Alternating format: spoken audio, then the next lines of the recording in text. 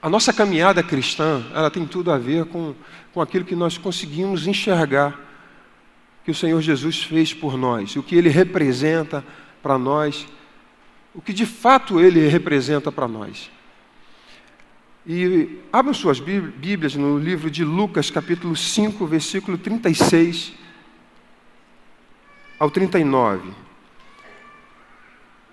Antes, porém, eu separei outro texto, que aí você não precisa abrir, eu vou ler para você, que fala muito acerca dessa reflexão que precisamos ter hoje, na manhã desse dia, que nos gere temor e tremor acerca da nossa caminhada, acerca da nossa vida cristã, que nós precisamos perseverar tanto a fim de manter a nossa fé intacta, a fim de que possamos, no fim da nossa carreira, a gente concluir essa carreira com êxito, sem se perder, guardando a fé e tudo aquilo que o Senhor estabeleceu para que pudéssemos viver, a gente, de fato, possamos conseguir chegar no final e chegar bem.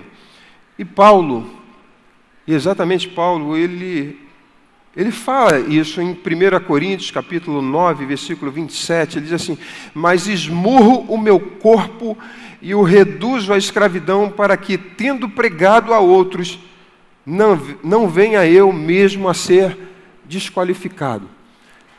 E é à luz desse texto, e eu quero dar continuidade à leitura desse texto aqui, para que a gente possa perceber que no meio dessa caminhada cristã a gente pode se perder, a gente pode, de fato, não conseguir chegar ao final dessa carreira. E ele segue dizendo no capítulo 10, o seguinte: ora, irmãos, não quero que ignoreis que nossos pais estiveram todos sobre a nuvem, e todos passaram pelo mar, tendo sido todos batizados, assim na nuvem como no mar, com respeito a Moisés. Todos eles comeram de um só manjar espiritual, e beberam da mesma fonte espiritual, porque bebiam de uma pedra espiritual que os seguia, e a pedra era Cristo. Entretanto, Deus não se agradou da maioria deles. E ele está falando de pessoas que comeram e beberam de Cristo. Mas mesmo assim não foi suficiente para que o Senhor se agradasse de todos. E eles receberam a mesma coisa, mas os corações são diferentes. A semente, como o Cláudio um dia ministrou aqui, a semente, ela não tem problema. O problema é o terreno, é o solo. E aqui receberam da mesma palavra espiritual. Entretanto, Deus não se agradou da maioria deles, razão porque ficaram prostrados no deserto. Ora, estas coisas se tornaram exemplos para nós, a fim de que não cobicemos as coisas más, como eles cobiçaram. Não vos façais, pois, idólatras, como alguns deles, porquanto está escrito: o povo assentou-se para comer e beber, e levantou-se para divertir-se. E não pratiquemos imoralidade, como alguns deles o fizeram e caíram, num só dia 23.000. Não ponhamos o Senhor à prova, como alguns deles já fizeram e pereceram pelas mordeduras da serpente. E ele segue dizendo: não murmureis, como alguns deles murmuraram e foram destruídos pelo exterminador.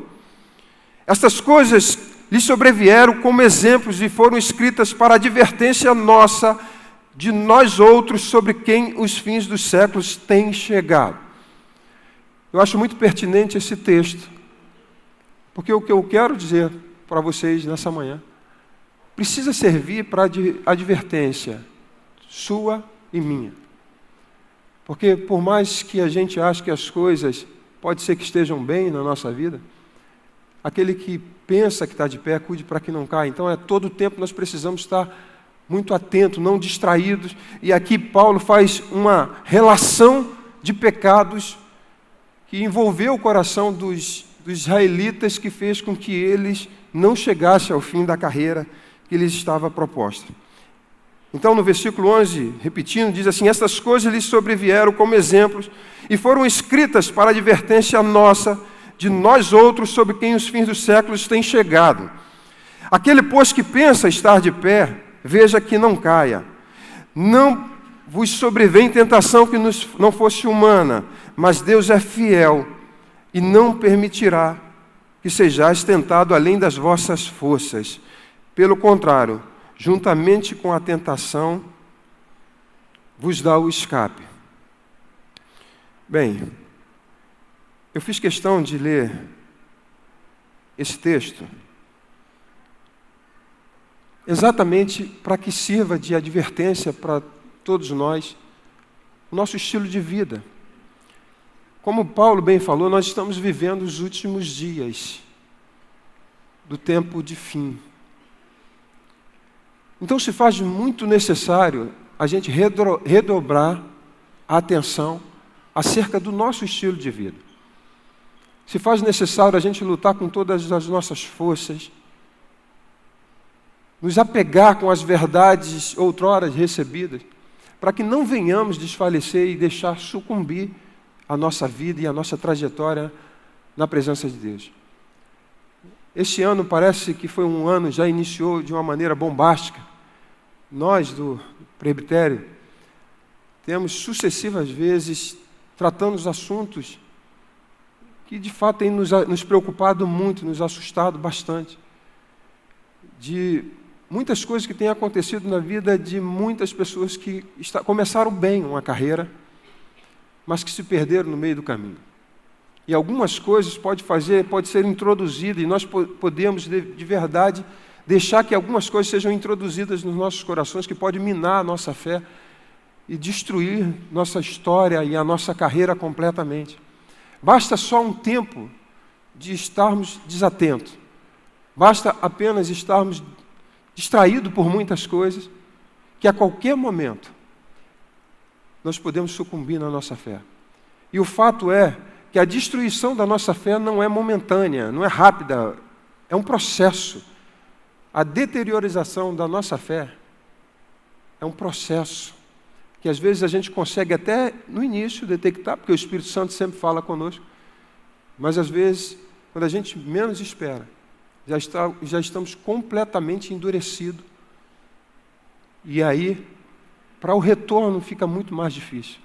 E Paulo mesmo diz que ele esmurrava o seu próprio corpo, e aí ele estava falando do corpo, das paixões carnais, mas ele estava dizendo que ele, ao pregar para outros, ele mesmo não fosse reprovado, desqualificado.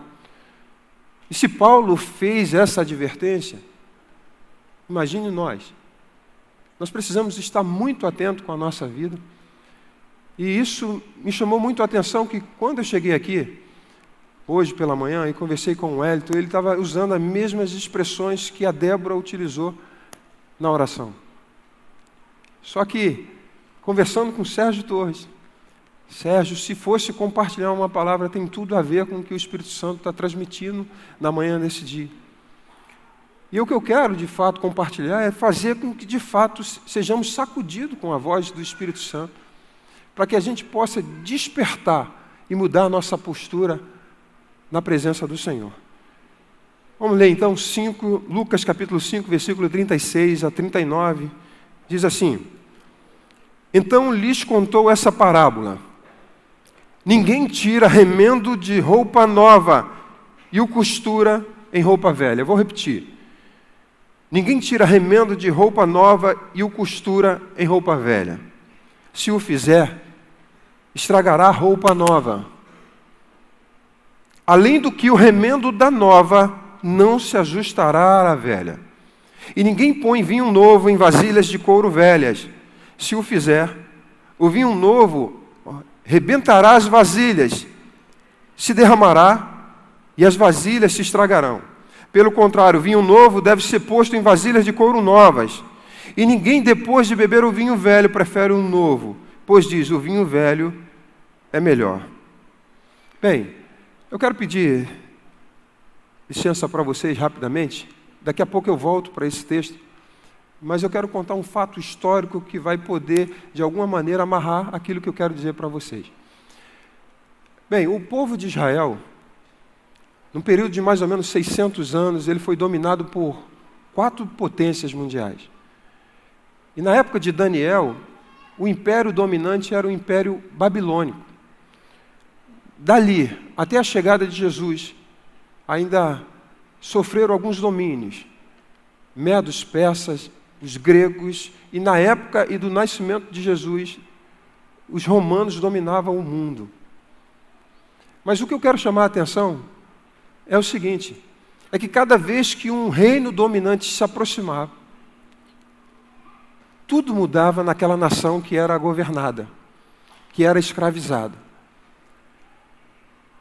Eles não chegavam de qualquer jeito. Antes eles enviavam um arauto, e arauto era simplesmente aquela pessoa que ia preparar o caminho. Era um apregoeiro, né?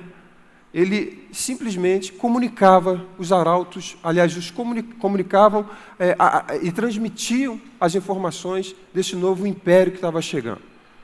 Eram determinações de rendição completa, porque se eles não se rendessem, eles não teriam vida fácil. E muitas vezes as nações não se entregavam facilmente e, consequentemente, eles eram dominadas, eles eram assassinados, as suas esposas, as mulheres eram violentadas, os homens mortos, as cidades incendiadas. Ou seja, quando havia um domínio, era um domínio radical. E haviam consequências quando as pessoas não se entregavam. A chegada de um reino mudava tudo. Mudava a cultura, mudava o idioma, mudava a moeda mudava, tudo mudava. E esse arauto vinha na frente, preparando o caminho para esse novo reino. Dizendo, olha, é melhor vocês se renderem, porque se vocês não se renderem, vocês terão dificuldade. Agora, se vocês se renderem, nós vamos de fato, vocês vão ter que pagar impostos, vocês serão nossos escravos, mas vocês vão permanecer vivos. Haviam condições, haviam exigências estabelecidas para esse novo reino. E aí você imagina o reino de Israel, primeiro sendo dominado pelos babilônios. Foram destruídos, dizimados, muitos foram dizimados, foram até postos em cativeiro. Depois disso, vêm os medos persas. Depois disso, vêm os gregos. E cada chegada de um novo reino, mais destruição. Chega então o reino, os romanos, e da mesma maneira. E no período de Malaquias até a vinda de Jesus passaram-se 400 anos. E nesse período Deus silenciou para o povo de Israel. Não se ouviu profetas. Deus parou de falar com a nação. E aí você imagina que em pouco tempo, se a gente de fato não ouve a voz de Deus, a gente já se corrompe. Imagine 400 anos sem ouvir a voz do Senhor. Deus silenciou. E aí então, ouve-se a voz de um homem, de uns hábitos simples, se vestia com roupas, peles de camelo, hábitos de alimentares esquisitos, comendo gafanhoto e mel silvestre. E a Bíblia declara que esse homem foi um arauto. E a responsabilidade e a missão dele era preparar o caminho para a chegada de um novo reino. Depois de 400 anos sem ouvir a voz de Deus, uma nação inteira simplesmente ficou impactada agora por a possibilidade de um Messias estar vindo, um novo reino chegar. E eles estavam aguardando o Messias. E com essa perspectiva e com essa possibilidade, multidões inteiras iam até o deserto para ouvir João Batista, para saber o que ele tinha a dizer. E não diferente dos outros reinos, como um arauto, eles também começou a estabelecer as condições para a chegada de um novo rei. Isso gerou uma expectativa nas pessoas, porque você imagina o desejo de novamente ouvir um profeta, de ouvir o que Deus tinha para dizer, para sair desse estado de escravidão, esse estado aí de morte espiritual. Então eu fico pensando como se tornou uma expectativa enorme no coração do povo de Israel. Antes de dar prosseguimento a essa questão de João Batista, eu lembro muito bem disso acerca do bairro onde eu vivi a minha infância. Eu nasci Vocês sabem, eu sou pernambucano, sou nordestino, mas vim para o Rio muito novo, né? Embora não pareça, apesar de ser pernambucano, não parece, né, que eu sou, né, pernambucano, né? Mais para a questão de um europeu, né, Modesto? As pessoas normalmente não acreditam nisso, mas o fato é que é assim, se você olhar bem de perfil, você vai perceber. Mas quando eu fui morar em Senador Camará aqui, havia uma facção chamada Comando Vermelho. Eles dominavam tudo. Só que com o passar do tempo, outras facções começaram a surgir, dissidentes, pessoas, bandidos, marginais, dissidentes dessa facção. Alguns que foram expulsos, outros, enfim, que não aceitaram mais aquele estilo de vida, eles saíram e começaram a formar outras facções. Só que quando eles formaram outra facção, eles tinham que voltar para dominar. E aí quando eles chegavam para dominar, e eles conseguiam dominar, eles também estabeleciam exigências. E se a facção anterior era Comando Vermelho, a primeira exigência, eu lembro muito bem disso, embora, graças a Deus, eu sempre fui poupado disso, de ter esse contato, de ter essa terrível surpresa de ser abordado por um marginal, era a proibição de roupas vermelhas. Porque eles entendiam o seguinte, se alguém usar roupa vermelha, está fazendo alusão, ou apoiando a facção anterior a essa. Então está proibido roupas vermelhas. Quem usar roupa vermelha, consequentemente, não teria vida fácil, seria abordado, seria humilhado e até mesmo, dependendo de quem estava roubando, e se eles entendessem que era um abuso ali, de alguma maneira eles estavam tentando afrontá-los, obrigado, Sérgio, eles iam sofrer as consequências. Então eu soube de muitas histórias de pessoas, inclusive carros vermelhos, embora naquela época eu não lembro se existia tanto carro, embora não faz tanto tempo assim não, senão vocês vão fazer conta e achar que eu sou tão velho assim. Mas não era tão frequente, mas já roupa assim. E aí se via o comentário no meio da população ali, de que não poderíamos usar em hipótese alguma roupa vermelha. Havia exigências estabelecidas, porque toda chegada de um reino há muita dificuldade. Há exigências que precisam ser cumpridas.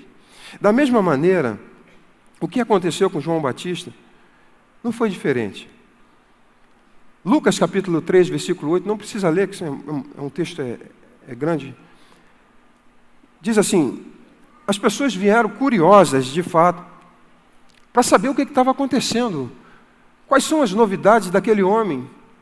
O que ele estava trazendo? O que ele tinha a dizer? Será que, de fato... Aí começaram a crer de verdade que João Batista era um profeta. E a expectativa no coração da população cresceu muito, porque eles começaram a vislumbrar a possibilidade do Messias chegar e libertá-los do domínio dos romanos. Até porque havia uma promessa. E aí então, curiosos, interessados e dispostos a receber esse Messias, eles foram até João Batista. Só que a proposta de João Batista era completamente diferente daquilo que eles queriam, que eles estavam com a expectativa nos seus corações. E a primeira frase, e as exigências para a chegada do novo reino, quando João Batista, ao ser arguído e ser perguntado o que deveriam fazer, João disse assim, deem fruto que mostrem o arrependimento. As multidões então perguntaram, o que devemos fazer então? João respondia, quem tem 2 túnicas, reparta com quem não tem nenhuma. E quem tem comida, faça o mesmo. Alguns publicanos, os cobradores de impostos, também vieram para serem batizados. E eles perguntaram, mestre, o que devemos fazer? Ele respondeu, não cobrem nada além do que lhe foi estipulado. Então alguns soldados lhe perguntaram, e nós? O que devemos fazer? Ele respondeu, não pratiquem extorsão, nem acusem ninguém falsamente. Contente-se com o seu salário. O povo estava em grande expectativa, questionando em seus corações se acaso João seria o Cristo.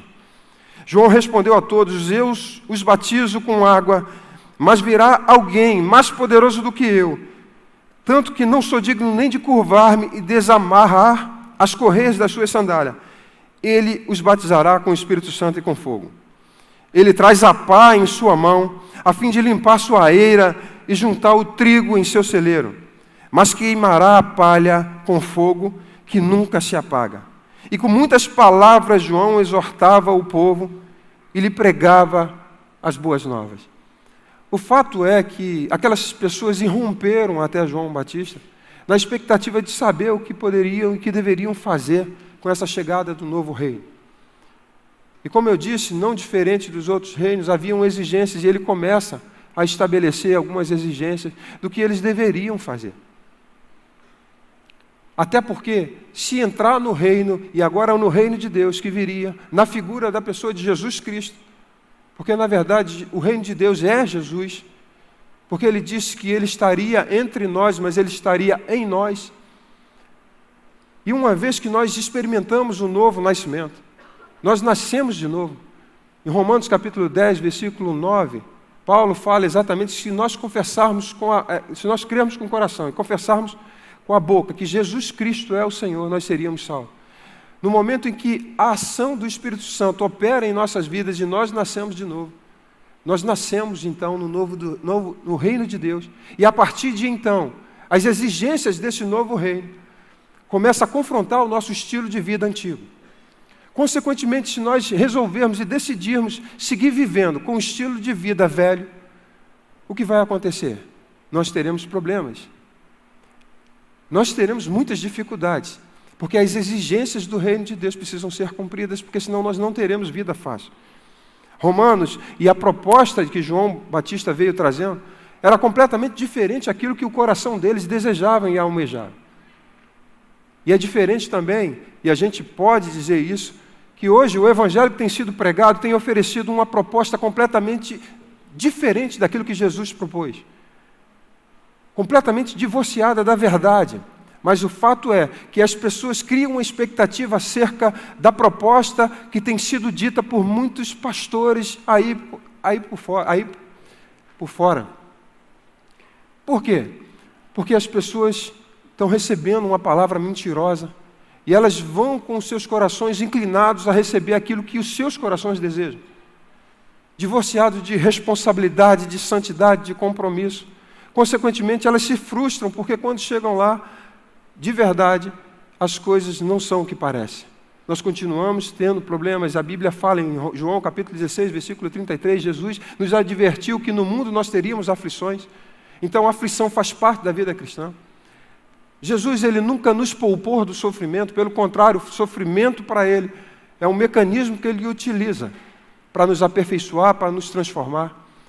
Eu fiquei pensando nisso, e todos, com exceção de João e não o Batista, o discípulo amado, foi o único que de fato não foi assassinado. Mas os demais, todos tiveram morte horríveis. Então o Senhor Jesus não nos poupa, porque inclusive algumas mortes glorificam ao Senhor. A não ser que todos nós estejamos na presença do Senhor, todas as mortes de fato vão glorificar a Deus. Mas a proposta de João Batista veio trazendo para a população era completamente diferente daquilo que o coração delas almejava. Em Romanos capítulo 12, versículo 2, Paulo fala sobre isso. Não se amoldem ao padrão desse mundo, mas transformai-vos pela renovação da sua mente, para que sejam capazes de experimentar e comprovar a boa e agradável, perfeita vontade de Deus. Paulo já fala nesse texto de que a condição para que venhamos experimentar a boa, perfeita e agradável vontade de Deus é não nos amoldarmos ao padrão desse mundo. E à medida, e aí esse é o grande problema que envolve a igreja, muitas pessoas, é que de alguma maneira as pessoas têm se amoldado, têm pego o molde, a forma do mundo, e acham de verdade que estão agradando ao Senhor. E a gente percebe no texto de 1 Coríntios que eu acabei de ler aqui atrás, que o povo de Israel experimentou e comeu do maná, das coisas espirituais que representava Cristo, mas mesmo assim Deus não se agradou dele. E às vezes nós temos muitas experiências com Deus, mas o fato é que aquilo que nós fazemos para Deus não significa que nós somos aprovados por Deus. Então se faz necessário diariamente nós fazermos uma reflexão profunda do nosso estilo de vida, para que nada venha minar, desestabilizar, venha vulnerabilizar a nossa relação com o Senhor. Bem, essa era a proposta de Paulo. O que isso tudo significa? É que quando de fato nós nascemos de novo, há uma nova maneira de pensar, há uma nova maneira de viver, há valores novos que são introduzidos nas nossas vidas. As coisas velhas ficam para trás. A mente que deve governar as nossas vidas é a mente de Cristo. Em 1 Coríntios, capítulo 1, o Senhor Paulo fala acerca disso, que a mente de Cristo é o Espírito Santo. E ele diz que a mente de Cristo, que é o Espírito Santo, mora em nós, habita em nosso espírito. Então, na verdade, nós deveríamos ser governados. A nossa maneira de pensar, a maneira de agir, de viver, deveria, de fato, ser governada pela mente de Cristo, que é o Espírito Santo. Sermos conduzidos o tempo todo. Daí eu consigo compreender porque Jesus, embora nasceu de uma mulher, ele não tinha o gene de pecado. Mas a dificuldade, eu penso, não era o fato, simplesmente, era perseverar nisso. Porque a Bíblia declara que Jesus Cristo foi tentado em tudo. E ele, de fato, vencer, acabar a carreira dele sem pecar. Ele precisava, de verdade, ser conduzido pelo Espírito Santo em todo o tempo. Porque se em algum momento ele buscasse ser conduzido pela sua própria vontade, ele estaria destruído. E a gente consegue ver em alguns textos a expressão da humanidade de Jesus quando ele chorou, quando ele sentiu agonia, quando ele se sentiu só. Se em algum momento ele deixa introduzir os seus próprios interesses, ele sucumbiria e ele não teria concluído a missão pelo qual ele tinha como proposta. Mas em todo o tempo ele era conduzido pelo Espírito Santo. Tudo que ele falava, tudo que ele fazia, era conduzido pelo Espírito Santo. Nada. Eu fico pensando em alguns momentos da vida de Jesus, quando ele chegou e só curou uma pessoa, quando na verdade tinha uma fila enorme para pessoas para curar. Eu penso que se eu tenho essa graça e esse poder que estava sobre Jesus, não ficaria um sem ser curado. Mas Jesus não, conduzido pelo Espírito Santo, ele não dava um passo, ele não mudava de residência se não fosse para cumprir a palavra do Senhor. Em todo o tempo. Ele consegue sair da Judéia para ir para a Galileia, passar em Samaria, só para alcançar uma mulher. Porque ele tinha um propósito em tudo, porque ele era conduzido pelo Senhor. E o que nós precisamos de verdade no nosso dia a dia, na nossa vida, é de fato termos essa consciência de que nós nascemos de novo e a nossa maneira de pensar tem que ser diferente em tudo que nós fazemos. E o fato é que nós, quando tivemos a primeira experiência com o Senhor de mudança de vida, de imediato nós já começamos a ter uma revelação de que muitas coisas e muitas práticas que nós outrora fazíamos estavam erradas, de imediato. Nós já tínhamos a plena consciência de que aquilo não era mais condizente com o meu estilo de vida agora. Eu sou uma nova criatura. E existem coisas que não conseguem se adaptar na nova vida. Mas eu acho que o tempo vai passando e, de alguma maneira, nós deixamos algumas coisas para trás e, consequentemente, começamos a ser permissivos em algumas áreas na nossa vida. E quanto menos a gente espera, nós somos minados, a nossa fé é minada, a nossa pureza é minada. E aí, estamos longe de Deus sem ao menos perceber. Olhe, por exemplo, na carta de Gálatas, capítulo 1, versículo 4. Vocês não precisam abrir, que eu vou ler vários textos, não vai dar tempo. Mas eu vou ler para vocês. Que há valores novos que nós precisamos abraçar. Todas as coisas que são padrão do mundo, nós precisamos abdicar, abrir mão, porque nós temos agora novos valores.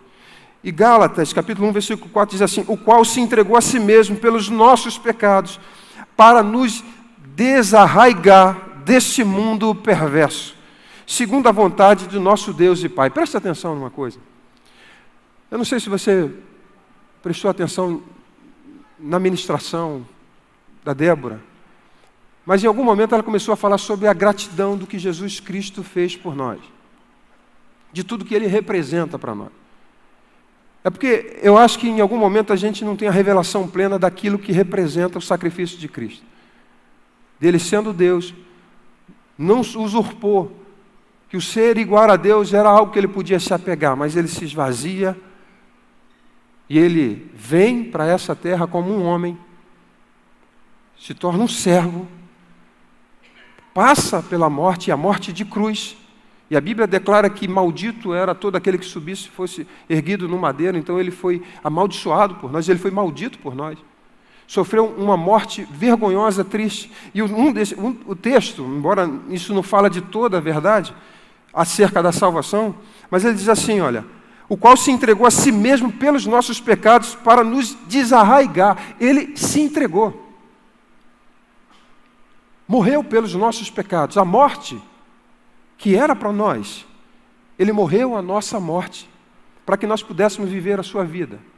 E não somente isso, para nos tirar das raízes desse mundo, nos arrancar. A Bíblia fala que Ele nos transportou do império das trevas e nos transportou para o reino do seu Filho. Já esse tipo, só o sacrifício, só esse entendimento, a revelação disso, já deveria ser suficiente para que pudéssemos ser gratos ao Senhor pelo resto das nossas vidas. Eu duvido que se nós de verdade, a nossa mente estivesse totalmente envolvida por isso, a gente jamais flertaria com o mundo e com as coisas que possivelmente podem nos afastar do amor que está em Cristo Jesus. É bem verdade o texto que nós cantamos aqui, que nada, em Romanos fala, nada pode nos separar do amor que está em Cristo Jesus. Mas o fato é, porque Ele não muda, Ele continua nos amando. Mas para aqueles que estão em Cristo Jesus, porque Isaías fala que a única coisa que nos separa e nos faz separação entre Deus, entre nós e o nosso Deus, é o pecado. O pecado pode nos separar.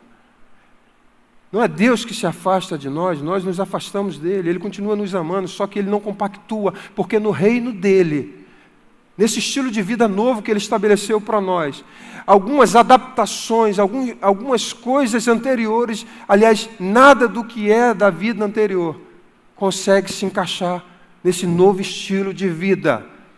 Arrependimento significa mudança de mente. E a proposta de João Batista, a proposta do reino de Deus é o seguinte: para que você seja introduzido no reino de Deus, primeiro nós temos que mudar a nossa mente. Se arrependam, é isso que faz nos introduzir no reino de Deus. Arrependimento é mudança de mente. O que ele quer dizer é o seguinte, olha, se você não mudar a sua mente, você não vai conseguir viver nesse novo reino. É por isso que você encontra muitas pessoas muitas pessoas fragilizadas na fé, porque insistem em viver uma vida velha na vida nova. E isso não se encaixa, não tem acesso, as coisas não combinam. E a proposta do Senhor Jesus para nós é completamente diferente. Efésios capítulo 2 diz assim: nos quais andaste outrora segundo o curso deste mundo, segundo o príncipe da potestade, do ar, do espírito, e agora atua nos filhos da desobediência. Essa velha vida, nós vivíamos nela, na desobediência. Nós vivíamos no curso desse mundo. A Bíblia fala que nós estávamos mortos nos nossos delitos e pecados. E o morto, ele não reage. Se você pegar um morto e levá-lo de um lado para o outro, ele vai fazer, ele vai porque ele não reage, ele está morto. E a Bíblia fala que o mundo tem um curso. E nós, outrora, estávamos mortos nos nossos delitos e pecados, no curso desse mundo, e éramos levados para onde esse mar, esse rio, nos conduzia. Estávamos mortos. Só que a palavra de Deus não para por aí, ela diz que Ele nos vivificou. Ele nos regenerou, Ele nos deu uma nova vida. E agora, eu não estou mais à mercê do curso desse mundo. Porque, primeiro, a morte de Cristo nos desarraigou desse mundo. E Ele nos plantou agora no reino de Deus. As coisas velhas já passaram, eu já não posso deixar ser dominado por nada mais dessa vida. E aí, viver entregue a um estilo de vida antigo é tão somente negligenciar o que Jesus Cristo fez por nós.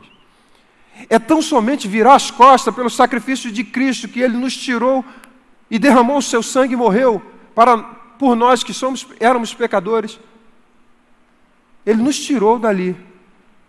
E quando nós vivemos o estilo de vida ainda mundano, nós estamos dizendo que o sacrifício de Cristo não foi suficiente.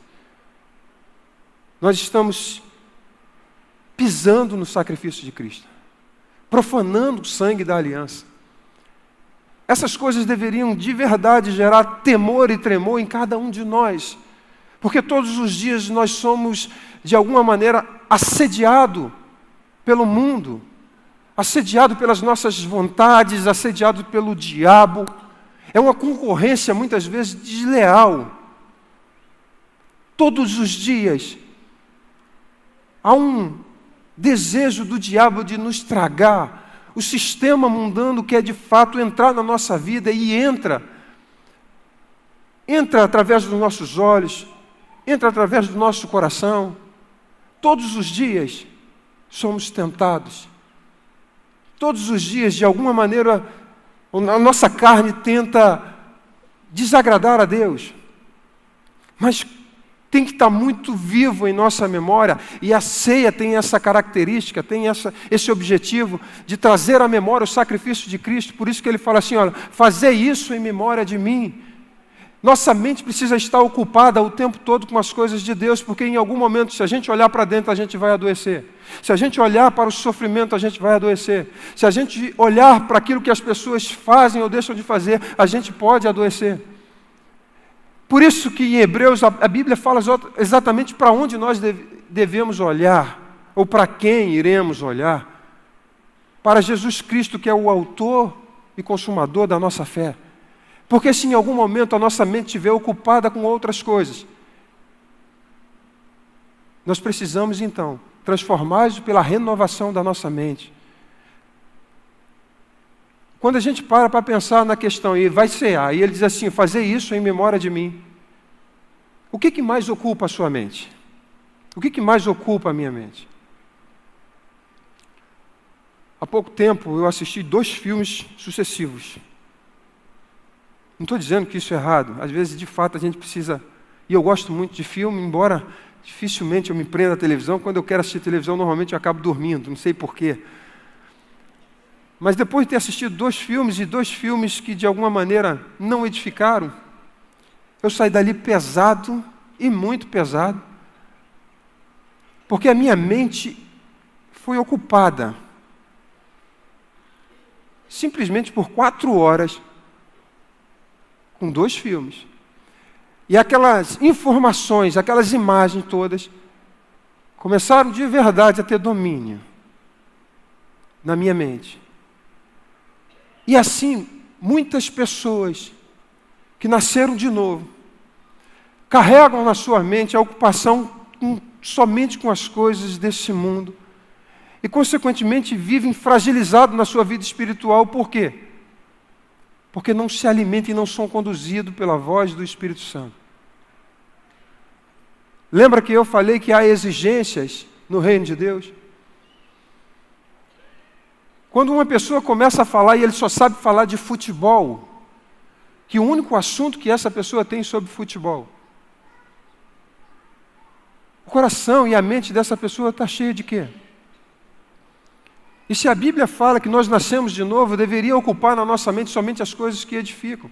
Mas nós somos tendenciosos a estarmos envolvidos com muitas coisas desse mundo. Daí você consegue compreender que no Brasil existem, pelo menos teoricamente, 40 milhões de cristãos, ou de evangélicos, eu prefiro dizer evangélico. E o país está na desgraça total. Não muda. Espera aí, mas nós temos ainda 160 milhões de pessoas que não confessam, talvez, a fé em Jesus Cristo. Mas será que 40 milhões de pessoas não seriam capazes de de produzir uma transformação sem precedente em nenhuma nação? Há relatos na história dos avivamentos que bastou 1 ou 2 pessoas que se colocaram na brecha e mudaram toda uma história de uma nação. E como 40 milhões não conseguem produzir uma mudança na vida de uma nação? Porque nós não temos 40 milhões de pessoas de verdade que nasceram de novo. São pessoas que de fato estão enganadas, porque não têm compromisso nenhum com a vida nova que um dia confessaram. Porque senão não estaríamos no caos que nós estamos. E eu não estou dizendo que nós teremos vida fácil, até porque se nós estivéssemos, e guarde isso que eu vou falar, se nós estivéssemos de verdade, 40 milhões de pessoas aqui, nós seríamos os primeiros a ser afetados. Sabe por quê? 40 milhões de cristãos vivendo conforme o Senhor tem estabelecido. Seriam 40 milhões de pessoas sendo perseguidas. 40 milhões de pessoas que confessam e dizem que são luz do mundo e sal da terra, que iriam de alguma maneira gerar um incômodo em uma nação. Mas você não vê 40 milhões de pessoas sendo perseguidas por causa do Evangelho. Se existe hoje, pelo menos na maioria das vezes, há uma perseguição, mas uma perseguição de coisas que mais nos envergonham o nome de Jesus pelaquilo que nós praticamos. Nunca em toda a história de nenhuma nação, ou melhor, da vida cristã, se ouviu tanto escândalo, envolvendo principalmente os pastores e líderes cristãos, e no que se refere ou à corrupção, ou à prostituição. Nunca em toda a história se ouviu tanta coisa. Nunca se ouve tanto deboche acerca da vida, ou seja, quando alguém confessa que é um pastor. E eu lembro que no início de vida cristã, se confessar como cristão, já era motivo de chacota e de perseguição. Hoje virou moda porque o estilo de vida é um estilo de vida misturado, adaptado. 1 João capítulo 2, versículo 15 diz assim: não ameis o mundo, nem as coisas que há no mundo. Se alguém ama o mundo, o amor do Pai não está nele. Eu vou repetir esse texto, e que o Espírito Santo nos dê revelação acerca da profundidade desse texto. Não ameis o mundo, nem as coisas que há no mundo. Se alguém ama o mundo, o amor do Pai não está nele. Você já parou para pensar nisso? Quantas pessoas que acham que o amor do Pai está, mas amam o mundo? Isso não combina com o estilo de vida que Deus sonhou para nós. Lucas capítulo 5, aí voltando ao texto original, acerca do remendo, né, de você pegar um pano novo, uma veste nova, fazer remendo em algo velho. Parece que não tem lógica isso, porque ninguém faz isso. Se faz, não tem lógica. É possível fazer. Relembrando meus tempos de infância, não sei se isso aconteceu com vocês, né? Pelo menos aqueles que fazem parte da minha geração, penso que com Modesto, Sérgio Torres, né? Embora eu não sou da geração de vocês não, tá? Só estou tentando encaixar que é próximo. De alguém que você ganhava roupa nova, né? Tinha roupa de sair e roupa de ficar em casa. Quem passou por isso mais ou menos assim? Só eu, né? Ah, ainda bem. Tem outros aí que são covardes, mas que viveram isso. E alguns estão até vivendo isso, porque tira essa roupa que isso é roupa de saída. Mas existia isso. A roupa de sair e a roupa de ficar em casa. E quando você usava a roupa de sair em casa, era um problema, né? Porque se você estragasse, você não tinha condição, né? Não tinha. Ter um quichute era a oitava maravilha do mundo, né? Olha, ter um quichute tinha que ser por ano inteiro, um só por ano inteiro. Mas se você usasse o quichute, que era o uniforme para você ir para a escola, e usar para jogar bola, você teria problema, né? E para você não correr risco de apanhar quando chegava em casa, você jogava descalço. Era melhor voltar sem a parte da frente do dedo do que voltar com um sapato rasgado. E a roupa de ficar em casa. E outra coisa, e era o sonho, né? Quando você recebia uma roupa nova, né? E normalmente era no Natal, gente. E eu confesso para vocês que muitas vezes eu era ameaçado pela minha irmã de que se eu não passasse direto, ou se eu fizesse bagunça, eu não iria receber roupa nova no fim do ano. Isso para mim era problemático mesmo. Por isso, agora que eu entendi, porque eu era um bom aluno, mas não porque eu era inteligente, é porque eu precisava da roupa nova no fim do ano. Mas o fato é que quando a gente recebia a roupa nova, a gente queria vestir e usar imediato, só que não podia, era para sair. É assim ou não? Era assim. E aí, a proposta que o Senhor Jesus vem falando, e eu vou ler o texto no início, ele diz assim: então lhe contou essa parábola: ninguém tira remendo de roupa nova e o costura em roupa velha. Se o fizer, estragará a roupa nova, além do que o remendo da nova não se ajustará à velha. Eu penso que é uma loucura se alguém faz isso. Primeiro, por quê? Se você pega uma roupa nova e você quer consertar a roupa velha, você estraga a roupa nova, não é assim? E não vai se ajustar na roupa velha. Lembra quando eu falei que quando a chegada de um reino tinha interferência na sua vida, e você não teria vida fácil se você não se adaptar? E se de alguma maneira você tentasse viver a vida velha, agora nas exigências da nova, você teria dificuldade? No reino de Deus não é diferente. E existem algumas consequências na vida cristã se você tenta fazer isso. Primeiro, se você pega uma roupa nova, tira um remendo para costurar a velha, você estraga a roupa nova. Ou seja, você pega a tua vida nova que o Senhor te deu e você destrói ela. Sem contar que não vai conseguir se adaptar na roupa velha, porque também você não vai ser aceito ali. Pelo contrário, você vai ser envergonhado, porque não consegue se adaptar ali. Não encaixa uma roupa nova, aquele remendo, você vai rasgar aquilo ali. As pessoas, quando você tenta fazer isso, na verdade você vai envergonhar o nome de Jesus. Da mesma maneira, o vinho, não se pega um vinho novo e coloca em odres velhos. Porque acontece duas coisas: o vinho novo, ele vai se derramar, porque o odre velho vai se romper. Não tem como encaixe, não é possível fazer isso, não que não seja possível, mas não tem lógica. Roupa nova é roupa nova, roupa velha tem que ser jogada fora.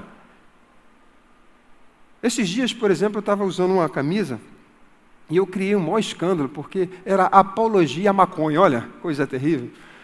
E eu andando com essa roupa, ainda teve isso, ainda teve gente que tirou foto e ainda vai botar na internet para me derrubar, né? Mas quando eu percebi que aquilo ali era algo que de alguma maneira fazia apologia não ao meu estilo de vida, e a primeira coisa que eu fiz foi pegar aquela roupa e colocar como pano de chão. É ali que é o lugar dela. Porque se de alguma maneira eu tento pegar o que é velho e adaptar a vida nova, eu vou comprometer a minha vida espiritual. Nós precisamos de verdade uma nova mentalidade de alguém que nasceu de novo. Quanto ao trato passado, as coisas passadas, essas coisas têm que ficar para trás. Essas coisas velhas, as coisas antigas, concernentes à vida velha, têm que ficar para trás. Quantas pessoas que têm saudade da vida velha? Quantas pessoas que ainda, de vez em quando, eles voltam lá atrás porque querem ainda experimentar a vida velha? Isso no dia a dia. Esses dias eu tive saudade da minha vida velha. E vou falar para vocês como eu fiquei muito envergonhado depois. Depois do tempo decorrido, algumas práticas na minha vida eu já tinha abandonado, outras ainda tento luto para vencer, porque eu quero deixar claro para vocês que nem tudo está ligado, nem todas essas questões que eu venho falando, nem tudo é pecado. Tem coisas que não é pecado, mas é do mundo. E se é do mundo, nós já fomos, como eu disse, desraigados. Então eu não posso me prender novamente às coisas que um dia eu abandonei, que eu larguei porque eu sei que é do mundo. E de repente, em muitas áreas da nossa vida, ela começa no processo de transformação. E por quê? Porque nós desejamos, nós temos uma velha natureza que mora em nós. Paulo, escrevendo aos Romanos, capítulo 7, ele fala dessa luta interna entre a vida nova e a vida velha. Ele diz assim: o bem que eu quero, eu não faço, mas o mal que eu não quero, esse eu faço. E se eu faço o que eu não quero, o que eu quero, aliás, se eu faço o que eu não quero, já não sou eu que faço.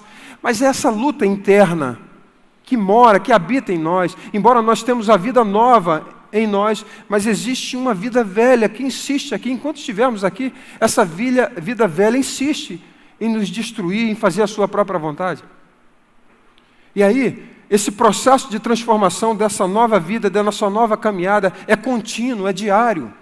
Todos os dias, nós precisamos lutar para deixar o nosso corpo, a nossa alma crucificada em Cristo Jesus, para seguirmos fazendo a vontade de Deus. E nesse processo, nesse aperfeiçoamento, em um dia nós iremos alcançar o nível que o Senhor estabelece para a nossa vida, a estatura de varão perfeito. Esse processo que nós somos conduzidos pelo Espírito Santo, que Ele nos informa, Ele nos mostra, Ele nos convence do pecado a cada dia, e Ele sabe, nós sabemos de fato quando nós estamos entristecendo ao Espírito Santo. Eu simplesmente, nesse período de um tempo para cá, eu comecei a pegar as coisas velhas, algumas áreas da minha vida que eu já tinha abandonado, e trazer para o meu estilo de vida novo. E eu comecei a perceber, e na verdade, lutando com essa questão, e eu comecei a perceber que eu estava começando a ser dominado novamente por essas áreas. Sendo confrontado, tendo razão ou não, o fato é que eu comecei a ter saudade da roupa velha. Comecei a criar remendos, peguei a minha roupa nova, comecei a estragá-la, porque eu precisava remendar, porque algumas coisas não estavam se encaixando. Por quê? Porque a minha vontade começou, de fato, a querer renascer. Eu queria fazer a minha própria vontade, comecei a dar desculpa para a minha própria razão. E eu falei assim, já que eu estou correto, eu vou andar dessa maneira. Comecei a ter atitudes carnais. E a percepção espiritual não me deixa enganado, porque o Espírito Santo ministra no teu espírito, e ele começa a mostrar para você que você está errado, e eu, consequentemente, eu me rendi ao Senhor, só que ao mesmo tempo a saudade continuava batendo forte. E aí cheguei ao ponto de me entregar completamente a algumas áreas que eu já tinha abandonado há anos. Até que nós viemos nas férias, aqui para o Rio, eu estava aqui em Maricá, aqui perto, viemos tratar um assunto pastoral com o presbitério, e quando eu cheguei na entrada, eu já tinha conversado com a minha esposa, restaurado, das situações que eu estava deixando transparecer, e muitas vezes com ela mesmo, já restaurada algumas vezes, mas eu já percebi que a saudade era grande. E até então administrando, mas ao mesmo tempo entregue. Sabe aquele negócio? Fala assim, convencido, mas eu precisava era ir para a cruz mesmo. Estava na luz, mas preso ainda à minha vida velha, querendo voltar. Quando eu cheguei no corredor aqui embaixo, o Espírito Santo falou comigo, eu vou te dar mais uma oportunidade para você se arrepender. Porque você não precisa só falar só e administrar esse negócio aí que você já está entregue. Você tem que aumentar a proporção da tua humilhação. E abrir meu coração com presbitério. Eu vim para uma coisa e o Espírito Santo propôs outra para mim. Porque na verdade eu não precisava pastorear, eu precisava era ser pastoreado. Não só agora pela minha esposa, mas eu precisava ser pastoreado pelo presbitério. E confessei meu pecado, já confessado, já lutando contra ele, essas minhas carnalidades, abri meu coração e naquele momento eu senti que agora pegou na raiz. Que aí o Senhor, porque a Bíblia fala que a confissão, ela arranca, ela toca na raiz. O perdão, nós já temos. A Bíblia fala que o Senhor nos perdoa, basta a gente abrir a nossa boca. Mas a purificação dos nossos pecados, ou seja, onde toca na raiz, é quando você confessa e abre o seu coração para o teu irmão, para a esposa, para a tua cobertura, enfim, para aqueles que podem de fato cooperar com a tua vida, porque aí vai tocar na raiz, porque aí você se expõe. Você, na verdade, diz assim, olha, eu sou isso aqui, eu estou manifestando essas áreas do meu caráter aqui e eu preciso de ajuda. E aí quando você abre o teu coração, você toca na raiz, e essa raiz ela é tocada e ela é arrancada, e aí você pode começar a caminhada sem acusação. E naquele momento eu percebi pelo Espírito Santo de que fato eu tinha que ir numa proporção maior. E abrir meu coração de uma maneira mais expressiva, mais clara e objetiva, de que eu desisti, que estava desistindo, estava acomodado em algumas áreas da minha vida, que aquilo ali iria me arruinar. Consequentemente, o primeiro pensamento que me veio foi que se eu cheguei nesse nível de me permitir umas práticas rotineiras que eu reprovava e que afetava e machucavam pessoas, é porque de fato eu estava distante do Senhor Jesus, que a minha vida nova, ela estava comprometida. E aí quando eu sentei para avaliar o estilo de vida que eu estava vivendo com Deus, embora lendo, você tem sempre o teu devocional, você lê e tudo, mas isso não é suficiente. Afinal de contas, o povo de Israel comeram do mesmo maná espiritual, mas Deus não se agradou. Porque muitas vezes a nossa relação com Deus é uma relação religiosa, é uma relação superficial, é uma relação em que nós acostumamos a fazer, mas que essa relação ela já não queima mais o nosso coração. A proposta dessa relação já não é uma mudança de vida, porque nós também podemos acostumar com Deus. Nós podemos acostumar com uma vida religiosa de vir aqui todo domingo. E alguns, talvez mais, venham até na frente, sempre, à medida que são confrontados. Mas não significa que essas coisas agradam a Deus, o coração de Deus. Ele quer ir no mais profundo dos nossos corações. Ele quer de fato tocar no cerne da questão, nas coisas mais íntimas que nós de alguma maneira estamos apegados, que podem afetar a nossa relação, que podem impedir a nossa carreira que está proposta, pode impedir o final da nossa carreira e da nossa caminhada. Portanto, eu acho que faz parte, na manhã desse dia, uma reflexão profunda do nosso estilo de vida. Eu comecei dizendo aqui que nós temos administrado vários pecados de várias áreas, de pessoas que estão abandonando Jesus. E detalhe, queridos, não estou falando de pessoas que se converteram hoje, não. Pessoas que tiveram experiências profundas com o Senhor Jesus, mas que hoje, de fato, estão profanando o sangue da nova aliança. Por quê? Porque deixaram essas coisas entrar no seu coração e esqueceram, e não são nem gratas mais pelo Senhor. E olha, queridos, eu não quero ser achado como um desses. Com temor, como Paulo disse que ele não poderia ficar desqualificado e ele corria esse risco. Se um homem que alcançou o nível que Paulo alcançou, ele poderia dizer, e chegou ousadamente para dizer que ele poderia ser desqualificado, eu tenho que colocar minha barba de molho, com certeza. Eu tenho que estar muito atento e preocupado que eu posso sucumbir na minha fé.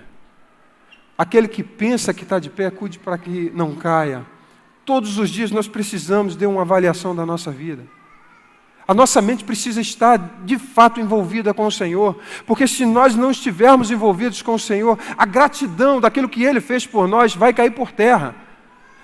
Quando nós erguemos as nossas mãos e adoramos o Senhor aqui, deveria ser por gratidão e um entendimento pela revelação do Espírito Santo, do que Jesus representa e do que Ele fez por nós. Mas muitas vezes nós não compreendemos isso. Muitas vezes a nossa mente está envolvida com tantas distrações, com tantas outras coisas, que aquilo que Jesus fez por nós já não gera um impacto. Esses dias, assustadamente, eu sempre converso com o Modesto, e um dia eu ainda vou ministrar aqui essa palavra, que o meu testemunho é sempre pautado por canções, né? E aí ele fala assim, pô, Júnior, tudo que acontece na tua vida foi pautado, sempre tem uma canção, uma música que o Senhor falou comigo através de canções. Mas eu percebi que a minha casa, eu adaptei minha casa de um estilo que não era assim. Que a gente botava as canções e ficava ouvindo o dia inteiro, hoje não. E vou dizer, a facilidade dessa vida faz com que a gente saia colocando remendos o tempo todo na vida nova. Eu tenho TV a cabo, TV por assinatura, isso é uma maravilha para nos distrair também. Por quê? Porque nós temos muitas opções. Nós temos uma internet que a maioria dos jovens, e eu não falo só jovens, a maioria de nós, se não tomarmos cuidado, já acorda, o primeiro pensamento não é Senhor, muito bom dia, como diz o Sérgio Torres. Quando ele diz assim, Senhor, muito bom dia, obrigado, porque hoje eu tenho mais a oportunidade de me parecer contigo, me ajuda. Pelo contrário, o primeiro abrir dos seus olhos, dos nossos olhos, é no zap, zap, porque nós precisamos saber o que está acontecendo, quais são as informações. E quanto mais nós colocamos os nossos corações e as nossas mentes envolvidos nessas coisas, sabe o que vai acontecer? A nossa fé vai sendo minada. E a gente começa a não ter vida, porque existem muitas opções. TV por assinatura, as redes sociais de todos os aspectos. Isso ocupa tanto o nosso tempo que acabou a fome espiritual. Por que eu estou dizendo isso? Porque depois de muito tempo que eu ouvia canções, e Deus falou comigo em muitas canções, que eu parei dessa prática, sei lá por que tantas outras coisas que eu tornei como prioridade. Um dia desses eu peguei no carro, liguei o som e de repente eu me lembrei e fiquei com saudade daquilo. Eu sei que a canção que estava naquele momento mexeu tanto com o meu coração que eu comecei a gritar e cantar em voz alta. Quem estava do lado de fora e viu, acho que deve ter ficado escandalizado. Mas eu comecei a ter saudade e lembrar das coisas que ocupavam mais a minha mente e o meu coração. E talvez seja isso que precisamos diariamente. A Bíblia fala que o que nos limpa e o que nos transforma é a palavra de Deus. Mas quantas pessoas hoje já não sentem empolgação para isso? Débora clamando aqui, ela estava falando de uns momentos como esse, que já não nos empolga tanto na adoração de erguer as mãos e de levantar. Os nossos retiros, e principalmente o retiro dos jovens, levam pelo menos levavam 3 dias para aquecer. 3 dias. Porque quando os jovens entravam no retiro, no primeiro dia, as primeiras palavras eram para restauração, confissão de pecado. Quando chegava no 4º dia, o povo estava livre e liberto para adorar o Senhor. Acabou. Sabe por quê? Porque o reflexo de uma vida aqui representa o nosso estilo de vida no nosso secreto, na nossa vida diária. E se nós não retomarmos o fervor, o fogo de Deus nos nossos corações, nós vamos viver uma vida empacada. Não vamos fazer diferença, gente. Preste atenção numa coisa. Há 10 anos, 15 anos atrás, pecar sempre foi fácil, mas era mais difícil um pouquinho, algumas práticas de pecado. Por exemplo, se eu quisesse pegar uma revista pornográfica, eu não tinha acesso há 20 anos atrás, ou mais um pouquinho. Não tinha acesso com tanta facilidade. Por quê? Porque primeiro você teria que comprar. Como? Se você fosse menor de idade, já era. E se você chegasse para comprar, ainda tinha vergonha. A não ser aqueles impuros que não estavam nem para nada. Mas normalmente aqueles que tinham uma criação, para você pegar uma revista pornográfica era um absurdo. Era motivo de escândalo. A própria questão, por exemplo, da prática sexual, se uma mulher perdesse a virgindade há 20 anos atrás, era motivo de vergonha. Hoje é o contrário. Mas o fato é que, depois de você tentar comprar, ainda tinha o processo de você ver, que também tinha toda uma estratégia para você inventar, para não ser visto pelos pais ou pelos irmãos, ou enfim. Mas hoje apenas um clique é suficiente para te levar nas coisas mais podres e imundas que a internet pode te proporcionar. Queridos, se naquela época nós já tínhamos que lutar para guardar a nossa fé, muito mais hoje. Porque é surreal as propostas do diabo e do mundo. Você não precisa fazer esforço, basta você ligar uma televisão que o mundo já entra na tua casa. Se nós tínhamos que lutar bastante para preservar a nossa fé, você imagine hoje quantas pessoas estão desatentas. Deus precisa de verdade reacender a chama que tem se apagado no coração de muitas pessoas. Essa paixão pela pessoa de Jesus. Eu não sei se as nossas adorações têm sido tão constantes por ser rotineira, né? Na verdade, são tão rotineiras que se tornaram um ritual. As nossas canções deveriam ser como resultado de um coração grato que deveria mexer com as nossas entranhas. Quando foi a última vez E eu ouso dizer que você viu uma pregação, uma conversão genuína de alguém que foi arrebatado pelo poder e o amor de Cristo de tal maneira que já veio se rendendo e largando tudo. Hoje, praticamente, nós temos que empurrar goela dentro. E é como se, de fato, colocar pérola aos porcos, porque elas não querem. Porque elas estão tão impregnadas e as suas mentes estão tão envolvidas com as coisas desse mundo, que as coisas de Deus já não geram tanto prazer. E o pior disso tudo não são aqueles que estão no mundo e que precisam nascer de novo. Mas o grande dilema que eu tenho conversado com várias pessoas, temos tido, são de pessoas que estão praticamente tendo que ser carregadas para manter a sua chama acesa.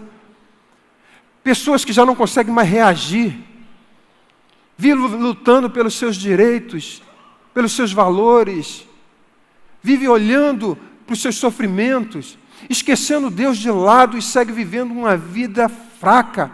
Quantos homens e mulheres já adultos que já deveriam ser maduros, ainda insistem em tomar o leite, porque não querem responsabilidade na vida cristã. Essas coisas, de alguma maneira, o próprio Deus pode olhar para nós e dizer assim: eu não tenho me agradado de vocês. Eu fico olhando para a minha vida há poucos dias atrás, que eu poderia pregar, chegar aqui, subir, mas eu fiquei olhando e falei assim: será que essas coisas, que o fato de ser usado por Deus agrada? Não, por quê? Porque Ele é Deus, Ele não é homem. Ele não se ilude com as nossas lágrimas, com as nossas palavras. A Bíblia fala que Ele olha o nosso coração. Ele consegue esquadrinhar e sabe as nossas motivações e intenções de corações. Ele sabe como nós estamos flertando com as coisas desse mundo e sabe o quanto nós estamos de fato interessados com as coisas do Senhor. Por isso se faz necessário na manhã desse dia a gente pedir para que Ele renove tudo isso em nossas vidas. E eu confesso para vocês, queridos, já é difícil para Deus a gente ter que fazer uma oração assim: renova-me, Senhor. Porque nós deveríamos estar sempre novo, porque a palavra nos limpa e nos renova a cada dia. Nós deveríamos estar acesos todos os dias, toda manhã. Nós deveríamos já acordar, já com o coração completamente envolvido com as coisas de Deus, mas não é assim. Nós precisamos rever os nossos valores, nós precisamos ver tudo que está relacionado à vida velha e jogar fora. Não é aquilo que eu escolho, não é aquilo que eu quero, o que eu desejo, mas é o que Ele quer, o que Ele deseja e o que Ele escolhe para nós. A vontade do Senhor tem que ser total para a nossa vida, porque se não for assim, nós não vamos experimentar a boa vontade. Se a gente continuar amoldado com as coisas desse mundo, nós não vamos experimentar a boa vontade do Senhor. Boa, agradável vontade do Senhor. Boa, perfeita e agradável vontade do Senhor. Queridos, deixa o Espírito Santo ministrar no teu e no meu coração. Nós precisamos deixar. A primeira coisa, a palavra, para entrarmos no reino de Deus, como eu disse no início, é arrependimento, é a mudança de mente.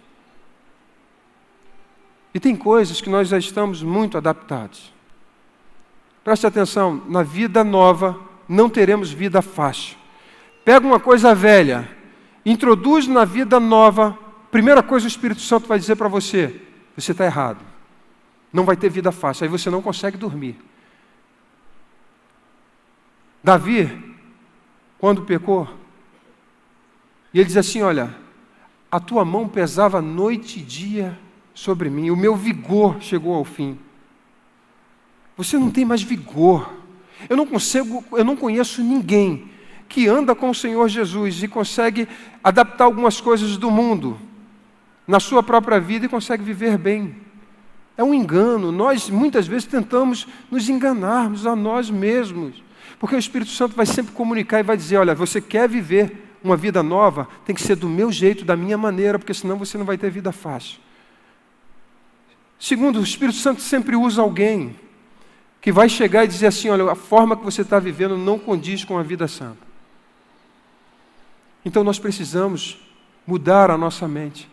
E ele diz assim: transformai-vos pela renovação. E nós para termos a nossa mente renovada, nós precisamos nos voltar para o Senhor, para a sua palavra, para a sua verdade, para a nossa comunhão com o Senhor. Nós precisamos nos render completamente ao Senhor. Nós precisamos pegar e deixar a luz do Espírito Santo ver o que tudo é velho. O que tem velho dentro de você? Quais são as práticas que hoje estão bem adaptadas e acomodadas no teu coração e na tua vida? Não precisa que ninguém te acuse, o Espírito Santo vai te informar isso, ele vai te convencer, ele vai te mostrar se é que ele já não fez. E ele precisa fazer isso em cada um de nós, mas tem que partir então de um interesse nosso. Então eu quero ousadamente dizer para você, você está disposto a fazer, perguntar a você, a fazer uma oração? Senhor, examina o meu coração, vê se há algum caminho mau e me guia pelas veredas da justiça. Agora, se você estiver disposto a fazer essa oração, você tem que estar disposto a obedecer o que ele tem a te dizer, porque ele vai te falar.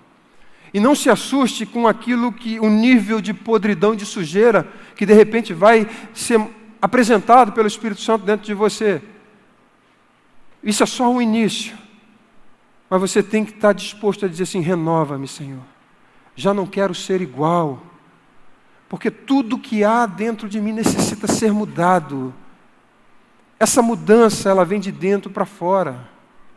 Porque quando você começar a enxergar as áreas no seu caráter e na sua vida que não se condiz com o estilo de vida novo que Ele propôs para nós, nós precisamos nos limpar completamente dessas questões todas. Para que só tenha Ele, que Ele seja o tudo em nossa vida. E é verdade, bem verdade, que à medida em que Ele ocupar todas as áreas do nosso ser, integralmente, não haverá mais espaço para uma roupa velha e para um estilo de vida velho. Não haverá mais espaço para as propostas do diabo. Não haverá mais espaço para a nossa própria vontade, porque você vai estar impregnado com a vontade de Deus no teu coração. Quantos de nós já experimentamos isso na sua essência? Do nosso coração ter o fervor, queimar por Ele, desejá-lo ardentemente. Às vezes eu peco quando eu olho e quando eu vou para ter uma relação com o Senhor sem desejá-lo. Isso me entristece, me envergonha, porque na verdade nós deveríamos desejá-lo com toda a nossa força, com o nosso entendimento. Mas nem sempre é assim, porque nós estamos envolvidos com tantas coisas nesse mundo. Tanta coisa velha que insiste, e nós insistimos em permanecer no nosso coração. Você pode ficar de pé em nome de Jesus?